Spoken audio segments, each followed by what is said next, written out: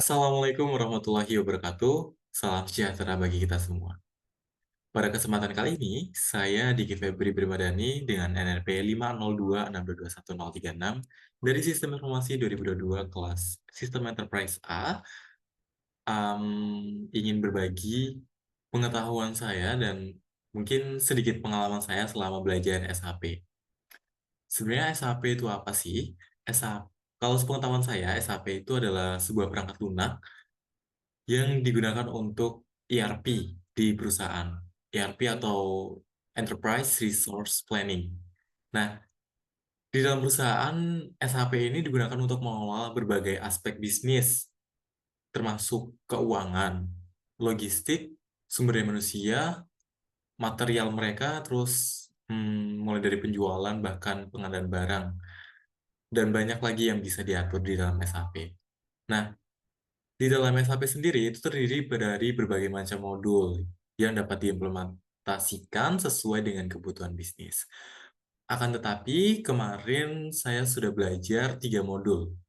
Nah, apa aja 3 modul ini? Yang pertama ada Sales and Distribution, kemudian ada Materials Management atau modul MM, kemudian ada modul PP atau Production Planning. Nah, pada pada modul yang pertama tadi, yaitu Sales and Distribution, itu adalah sebuah modul yang digunakan untuk menangani proses-proses terkait penjualan dan juga distribusi barang kepada pelanggan atau customer. Nah, fitur-fitur utamanya tentu meliputi dari penjualan, kemudian pengiriman barangnya, kemudian penagihan atau semacam pemberian invoice kepada pelanggan.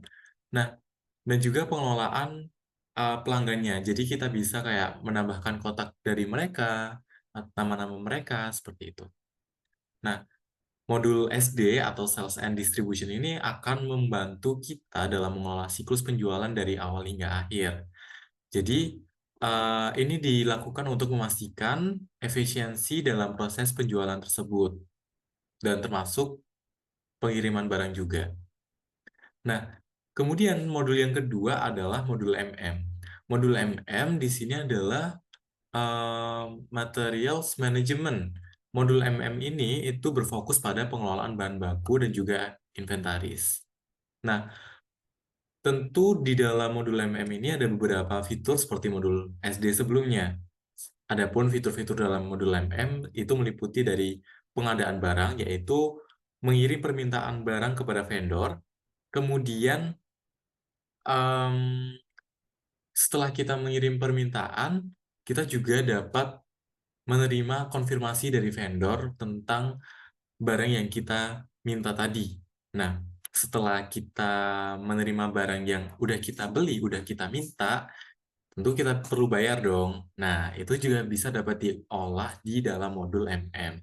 Pokoknya modul MM ini adalah proses pengadaan barang yang paling benar-benar barangnya nggak ada, terus kita beli dari vendor, terus ada, dan kita kelola barang tersebut di dalam stok gudang kita, stok perusahaan kita. Nah, itu bisa dikelola dalam modul MM. Nah, fitur yang lainnya, kita juga dapat em, menilai bahan-bahan tersebut. Jadi misalnya bahan-bahannya ini termasuk bahan bahan barang-barang yang bisa dipakai, bahan mentah, bahan setengah jadi, atau bahkan bahan yang sudah rusak, barang yang sudah rusak, seperti itu. Nah, setelah kita udah ada barangnya nih, tentu kalau nggak diproduksi buat apa dong? Makanya ada modul PP atau Production Planning. Nah, modul Production Planning ini itu membantu kita untuk merencanakan produksi yang akan kita lakukan dalam perusahaan tersebut. Jadi misalnya kita akan membuat barang dalam jumlah banyak. Tentunya maksudnya produk jadi dalam jumlah banyak. Tentunya kita perlu material yang membangun, yang menyusun di dalam produk tersebut. Nah, listnya apa aja sih? Nah, itu ada yang namanya Bills of Material di dalam modul PP tadi. Jadi, intinya adalah modul PP ini digunakan untuk merencanakan produksi kita.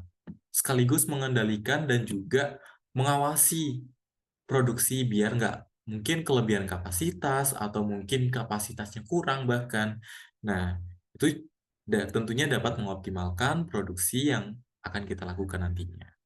Nah, selama belajar kemarin, saya diberikan sebuah pengalaman untuk mengelola perusahaan Global Bike Inc. Nah, ini adalah perusahaan mungkin sepeda ya. Nah, itu di dalamnya banyak sekali barang-barang yang perlu diperhatikan. Kayak, ya, komponen-komponen sepeda seperti apa sih ya? Kayak gitu kan banyak. Nah, itu di dalam SAP ini kita dapat mengelolanya dengan sangat terintegrasi. Bahkan kita bisa em, memberikan apa ya, kalau misalnya kita mau beli bahan mentahnya, itu ada beberapa vendor yang menyediakan kayak, oh vendor ini harganya segini, segini, segini, dan akhirnya kita bisa bidding di situ. Kita bisa kayak membandingkan mereka kayak, oh ternyata yang jauh lebih murah itu vendor ini. Nah, itu bisa kita proses semua itu di dalam SAP itu tadi. Nah, kurang lebihnya yang saya pelajari kemarin adalah seperti itu. Pengalaman menggunakan SAP adalah pengalaman yang tentu sangat berharga bagi mahasiswa seperti saya, karena kita dapat memahami konsep ERP atau Enterprise Resource Planning yang dapat membantu sebuah perusahaan itu mengoptimalkan produksi mereka, apalagi perusahaan-perusahaan manufacturing yang skalanya udah gede banget, mereka itu pasti butuh yang namanya sistem yang terintegrasi, biar nggak ada kelebihan kapasitas atau kekurangan bahan baku dan lain sebagainya. Terima kasih kepada dosen pengampu dan juga kepada asisten dosen yang sudah mendampingi saya selama praktikum dan mengajarkan bagaimana cara kerja SAP ini. Semoga ilmu yang sudah diberikan di dalam penerapan SAP ini dapat berlangsung dan dapat bermanfaat ke depannya. Baik, sekian terima kasih dari saya. Kurang lebihnya dalam penyampaian, saya memohon maaf yang sebesar-besarnya. Wassalamualaikum warahmatullahi wabarakatuh. Sampai jumpa.